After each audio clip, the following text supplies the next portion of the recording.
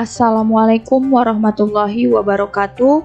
Kita akan membahas tentang organisasi pergerakan nasional sebagai sarana perjuangan melawan kolonialisme di Indonesia. Pergerakan nasional adalah sebuah bentuk perlawanan terhadap kaum penjajah yang dilaksanakan tidak dengan menggunakan kekuatan bersenjata, tetapi menggunakan organisasi yang bergerak di bidang sosial, budaya, ekonomi, dan politik. Pergerakan nasional merupakan istilah yang digunakan pada fase sejarah Indonesia dalam mencapai kemerdekaan. Pergerakan nasional terjadi dalam kurun waktu 1908 sampai 1945. Pergerakan yang dilakukan untuk menentang kaum penjajah sebelum tahun ini masih bersifat kedaerahan. Kemudian di tahun 1908, lahir organisasi modern dengan cita-cita nasional yang pertama. Berikut ini karakteristik perjuangan bangsa Indonesia sebelum 1908.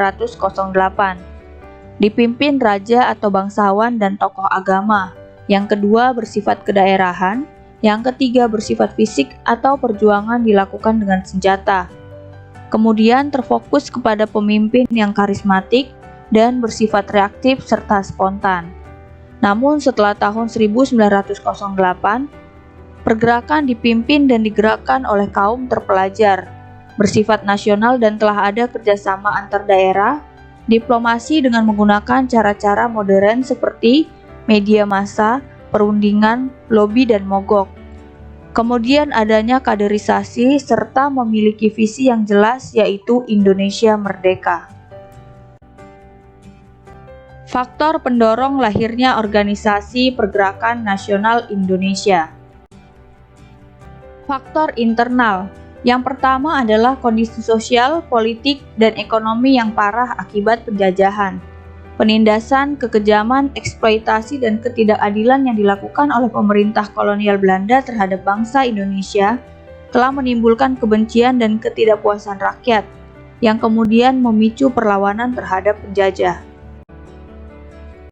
Yang kedua, munculnya kaum terpelajar. Golongan elit bangsa Indonesia seperti Soekarno, Muhammad Hatta, Agus Salim, Tan Malaka, dan Ki Hajar Dewantara berkesempatan mengenyam pendidikan modern. Di lembaga pendidikan modern, mereka mempelajari banyak hal termasuk ide-ide pencerahan atau Aufklärung, yang sebelumnya memicu terjadinya transformasi sosial politik ekonomi di Barat. Ide pencerahan menekankan gagasan seperti otonomi, kebebasan, demokrasi, anti perbudakan, dan kesamaan hak dan martabat. Yang ketiga, tumbuhnya kenangan akan kejayaan bangsa pada masa lampau. Di kalangan aktivis, pergerakan pada masa itu muncul kesadaran bahwa pada masa lampau Indonesia pernah mengalami kejayaan, terutama pada masa Kerajaan Sriwijaya dan Kerajaan Majapahit. Wilayah kekuasaan kedua kerajaan itu bahkan melampaui Nusantara, yaitu dari Selat Malaka sampai ke Tanah Gentingkra di Thailand, Myanmar. Hal ini membangkitkan harga diri dan kepercayaan diri bahwa bangsa Indonesia dapat menjadi bangsa yang besar dengan kekuatan sendiri. Berikut ini faktor eksternal pergerakan nasional Indonesia. Yang pertama, kesuksesan pergerakan nasional di negara-negara Asia Afrika seperti Tiongkok, India, Filipina, Turki, dan Mesir membangkitkan semangat rakyat Indonesia untuk meraih hal yang sama, yaitu terwujudnya negara dan bangsa.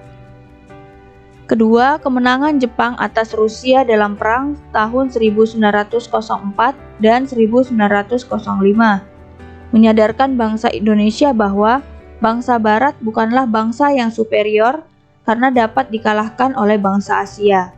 Dan yang ketiga, masuk dan berkembangnya paham-paham baru dari Eropa dan Amerika, seperti liberalisme, demokrasi, dan nasionalisme yang membangkitkan motivasi golongan terpelajar untuk membebaskan diri dari penjajah. Perkembangan pergerakan nasional Indonesia diawali dengan periode awal perkembangan, periode nasionalisme politik, periode radikal, dan periode bertahan. Kita akan membahas satu persatu setiap periode pada pergerakan nasional Indonesia berikut ini. Periode awal perkembangan. Pada periode ini, pergerakan nasionalisme di Indonesia diwarnai dengan perjuangan untuk memperbaiki kondisi sosial dan budaya. Sifat pergerakannya moderat dan kooperatif terhadap pemerintah kolonial Belanda.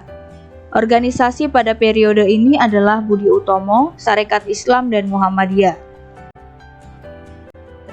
Periode nasionalisme politik.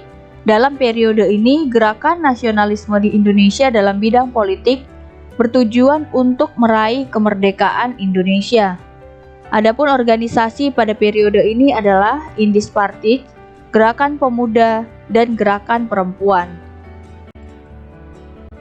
Periode radikal adalah masa ketika organisasi-organisasi pergerakan menolak kerjasama atau bersifat non-kooperatif dengan pemerintah kolonial Belanda dan secara tegas menuntut kemerdekaan. Latar belakang dari periode ini adalah yang pertama pengaruh doktrin Wilson, pengaruh revolusi Rusia 1917, kekecewaan terhadap janji November, perubahan pasal 111, kemudian pergantian Gubernur Jenderal Hindia Belanda, pemakaian kata Indonesia, dan ikut sertanya buruh dalam pergerakan nasional. Organisasi pada periode ini adalah Perhimpunan Indonesia, Partai Komunis Indonesia, Partai Nasional Indonesia, Partai Indonesia, dan PNI Baru. Periode bertahan adalah periode ketika gerakan nasionalisme di Indonesia berupaya lebih moderat dan menahan diri.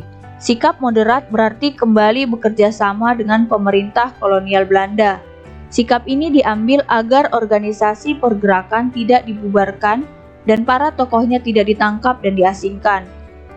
Dengan demikian, diharapkan kelangsungan hidup organisasi pergerakan serta kesinambungan perjuangan menuju Indonesia merdeka tetap terjaga. Perjuangan dilakukan melalui Volksraad atau Dewan Rakyat sebagai wadah untuk meraih perjuangan kemerdekaan Indonesia.